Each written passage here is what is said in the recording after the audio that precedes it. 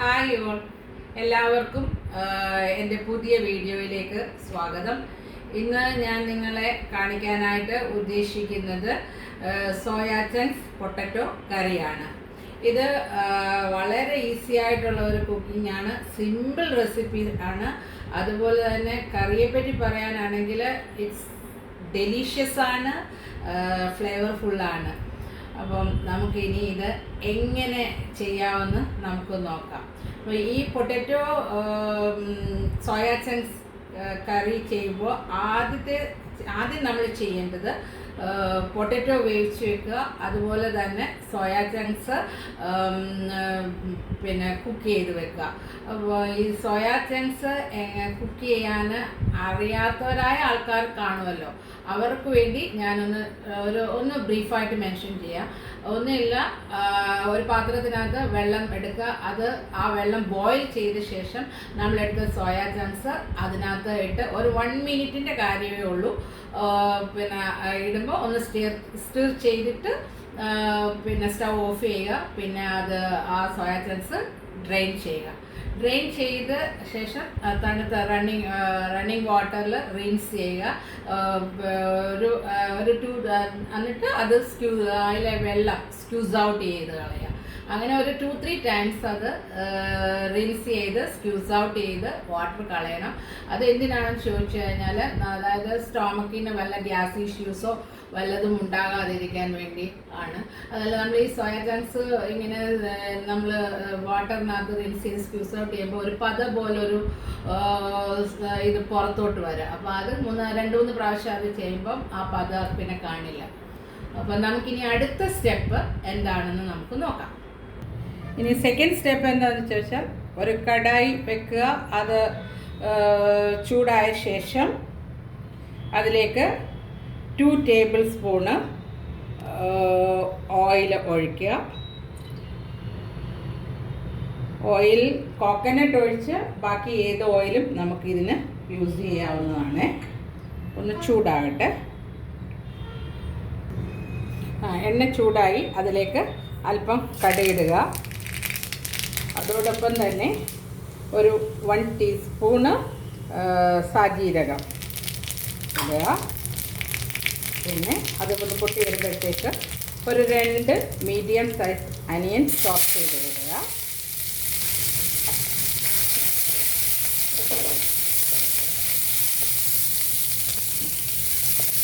അതിനോടൊപ്പം തന്നെ അല്പം കറി ലീഫും ഒരു പച്ചമുളക് സ്ലിറ്റ് ചെയ്ത്.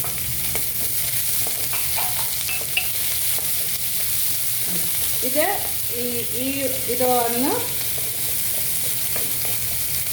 ഇതിന് ബ്രൗൺ കളർ, അതായത് ഗോൾഡൻ ബ്രൗൺ കളർ ആകണം. അതുവരെ ഇത് സോട്ട് ചെയ്തുകൊണ്ടിരിക്കുക. ഇത് ഒരു 2 മിനിറ്റ് കഴിഞ്ഞപ്പോൾ ഞാൻ ഒരു 2 teaspoon ginger garlic paste add ചെയ്യുകയാണ്. നിങ്ങളുടെ കയ്യിൽ ജിഞ്ചർ ഗാർലിക് പേസ്റ്റ് ഇല്ല എങ്കിൽ ഒരു 4 അല്ലി വെളുത്തുള്ളിയും ഒരു 1 ഇഞ്ച് നീളത്തിലെ ജിഞ്ചറും കൂടെ അരിഞ്ഞ് ചേർത്താൽ മതി. ഇത് നന്നായിട്ട് ഇതിനകത്ത് കിടന്ന് വഴലട്ടെ. ഒരു 4 മിനിറ്റ്സ് കഴിയുമ്പോൾ ഒരു ഗോൾഡൻ ബ്രൗൺ കിട്ടും. അപ്പോൾ അതിനിടയ്ക്ക് നമുക്ക് വേറൊരു കാര്യം ചെയ്യാം. അതായത് ഒരു മിക്സിയുടെ ജാറിലേക്ക് ഒരു 1/2 കപ്പ് കോക്കനട്ട്, ഗ്രേറ്റഡ് കോക്കനട്ട് എടുക്കുക. അതിലേക്ക് ഒരു 2 മീഡിയം സൈസ് ടൊമാറ്റോ ചേർക്കുക. എന്നിട്ട് ഇത് നല്ല പേസ്റ്റായിട്ട് അരച്ച് എടുക്കുക. ഇപ്പോൾ നിങ്ങളുടെ കയ്യിൽ ഗ്രേറ്റഡ് കോക്കനട്ട് ഇല്ല എങ്കിൽ വിഷമിക്കേണ്ട. അതിന് ആയിട്ട് നിങ്ങളുടെ കയ്യിൽ ആൽമണ്ടും കാഷ്യൂ നട്ട്സും ഉണ്ടെങ്കിൽ നിങ്ങൾക്കത് യൂസ് ചെയ്യാം. ആ ഒരു ആൽമണ്ട് 2 ടേബിൾ സ്പൂണും കാഷ്യൂ നട്ട് 2 ടേബിൾ സ്പൂണും കൂടെ എടുത്ത് ഈ ടൊമാറ്റോയുമായിട്ട് മിക്സിയിലെടുത്ത് നല്ല പേസ്റ്റ് ആക്കിയാൽ മതി. എൻ്റെ ഇത് കോക്കനട്ട് ഉള്ളതുകൊണ്ടാണ് ഞാനത് യൂസ് ചെയ്തത്. ഇല്ല എങ്കിൽ ആൽമണ്ട് ആൻഡ് കാഷ്യൂനട്ട് യൂസ് ചെയ്യും. ഇത് ഞാൻ കൊണ്ടുപോയി നന്നായിട്ടൊരു ഫൈൻ പേസ്റ്റ് ആക്കിയിട്ട് വരാം. അപ്പോഴത്തേക്ക് നമ്മുടെ ഈ അനിയന് മൂത്ത് വരികയും ചെയ്യും. ഓക്കെ, ഉള്ളി നന്നായിട്ട് വഴഞ്ഞിട്ടുണ്ട്, കളർ ചേഞ്ച് ആയിട്ടുണ്ട്, ഏകദേശം ഒരു ഗോൾഡൻ ബ്രൗണിലെത്തിയിട്ടുണ്ട്. ഇനി ഇതിലേക്ക് ഞാൻ അരച്ച് വെച്ചതായ കോക്കനട്ടും ടൊമാറ്റോയുടെയും ഫൈൻ പേസ്റ്റാണ്. അതിനകത്ത് ഞാൻ വെള്ളം ചേർത്തിട്ടില്ല, അല്ലാതാണ് അരച്ചത്. അത് ഞാൻ ഇതിലേക്ക് ആഡ് ചെയ്യുന്നത്.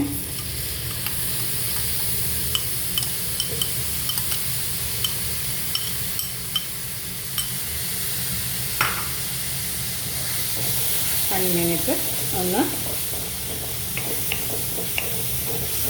ഇളക്കതിൻ്റെ ആ പച്ചമണം ഒന്ന് മാറണേ.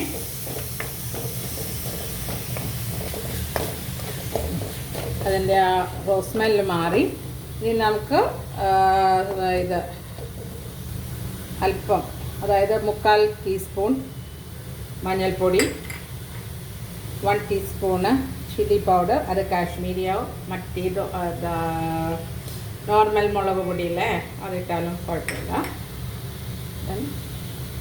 1 ടീസ്പൂൺ കൊറിയാൻഡർ പൗഡർ, പിന്നെ ഒരു 1/2 തൊട്ട് 1 ടീസ്പൂൺ വരെ ഉപ്പെടുക്കാം. ഞാനിവിടെ 1 ടീസ്പൂൺ എടുത്തിട്ടുണ്ട്. ഇത് നന്നായിട്ട് മിക്സ് ചെയ്യുക. ആ മുളകിൻ്റെയും കൊറിയാൻഡർ പൗഡറിൻ്റെയും ഒക്കെ ആ റോസ് സ്മെല്ലൊന്ന് മാറാൻ വേണ്ടി. അതിൻ്റെ ആ സ്മെല്ലെല്ലാം മാറി. ഇനി ഇതിലേക്ക് നമുക്ക് ഒരു 1.25 കപ്പ് ബോയിൽഡ് വാട്ടർ ഒഴിക്കുക. ഒഴിച്ചു. പിന്നെ ഈ ഗ്രേവിയുടെ തിക്നെസ് പിന്നെ അവരവരുടെ ഇഷ്ടം പോലെ ചെയ്യുക. ഇച്ചിരി ലൂസായിട്ട് വേണ്ടവർക്ക് more water, boiled water add ചെയ്യാം. അതല്ല കുറച്ച് മതിയെങ്കിൽ 1.5 കപ്പൊക്കെ ആവശ്യമുള്ളൂ. ഇത് ഒന്ന് തിളക്കട്ടെ. അതിനായിട്ട് നമുക്ക് ഒരു മൂടി വെച്ച് ഞാൻ അടയ്ക്കും. ഈ ഗ്രേവി ഒന്ന് തിളച്ചിട്ടുണ്ട്.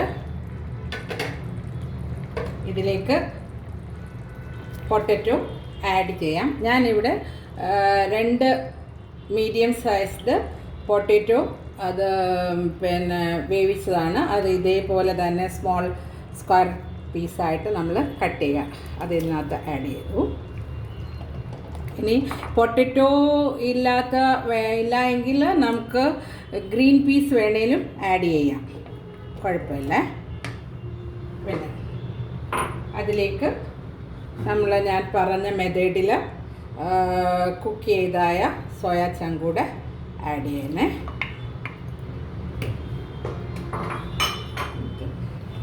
നല്ലതായിട്ട് ഒന്ന് മിക്സ് ചെയ്യുക.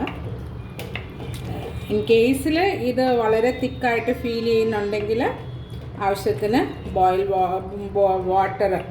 ബോയിൽഡ് വാട്ടർ യൂസ് ചെയ്യുക. എഗെയിൻ ഇതെല്ലാം കമ്പൈൻ ചെയ്തു. എഗെയിൻ ഞാൻ മൂടി വെച്ച്, നമ്മൾ ഓൾറെഡി പൊട്ടറ്റോയും ഇതെല്ലാം കുക്ക് ചെയ്തതായതുകൊണ്ട് ഒരു 3 മിനിറ്റ്സ് മതി. അതായത് ആ ഓയിൽ നമ്മൾ അതിൻ്റെ മേളിൽ വരത്തക്കവണ്ണം ഒന്നുകൂടെ ഒന്ന് കുക്ക് ചെയ്യുക. ഏകദേശം 3 മിനിറ്റ്സ് കഴിഞ്ഞു. സൈഡിലെല്ലാം എണ്ണ തെളിഞ്ഞ് വന്നിട്ടുണ്ട്. ഇനി 2 കാര്യം കൂടെ ചെയ്യാനുണ്ട്. അതായത് 1 teaspoon garam masala powder add ചെയ്യുക.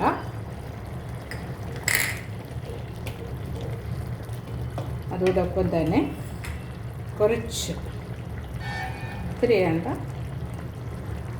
അവരവരുടെ ഇഷ്ടമാണ്, മല്ലിയില ആഡ് ചെയ്യുക. എഗെയിൻ ഇത് എന്താ ചെയ്യുന്നത്, 1 മിനിറ്റ് കൂടെ കൂടുതൽ ചെയ്യരുത്. ഗരം മസാല ഇട്ട് കഴിഞ്ഞാൽ പിന്നെ ഒത്തിരി കുക്ക് ചെയ്യാൻ പാടില്ല. ഒരു 1/2 മിനിറ്റ് കൂടെ ഒന്ന് മൂടി വെച്ച് വേവിക്കുക. ഞാനൊരു 1 മിനിറ്റ് കൂടെ ഞാൻ ഗരം മസാലയും മല്ലിയിലയും ഇട്ട ശേഷം വെച്ചു. ഇനി ഇതിനെല്ലാം ഉണ്ടോ എന്നൊന്ന് നോക്കട്ടെ. അതായത് ഉപ്പും. എനിക്ക് കുറച്ചുകൂടെ ലൂസായിട്ട് വേണമെന്നുണ്ടെങ്കിൽ ലൂസാക്കുക.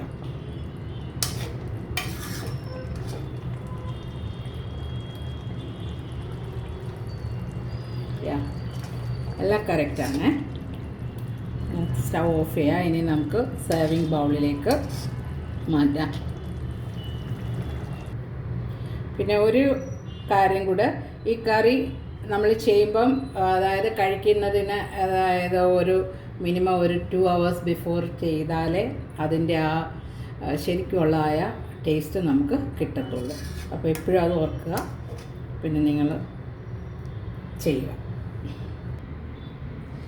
നമ്മളുടെ കറി ഇവിടെ ശരിയായിട്ടുണ്ട്. അല്പം മല്ലിയിലയിട്ട് നമുക്കൊന്ന് ഗാർണിഷ് ചെയ്ത് എടുക്കാം. നിർബന്ധമില്ല, ബട്ട് ഒരു ഭംഗിക്ക് വേണ്ടിയേ.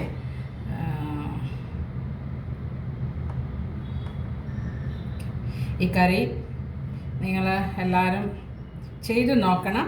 ഇത് നമുക്ക് ഈ പറഞ്ഞ പോലെ നാന്, ബട്ടർ നാൻ്റെ കൂടെ, പിന്നെ chapati, parotta, basmati rice, pulao, vegetable rice ഇതിൻ്റെ കൂടെ ഒക്കെ കഴിക്കാം. വളരെ ഈസിയാണ്. നിങ്ങളിത് ചെയ്യുമെന്ന് ഞാൻ വിശ്വസിക്കുന്നു.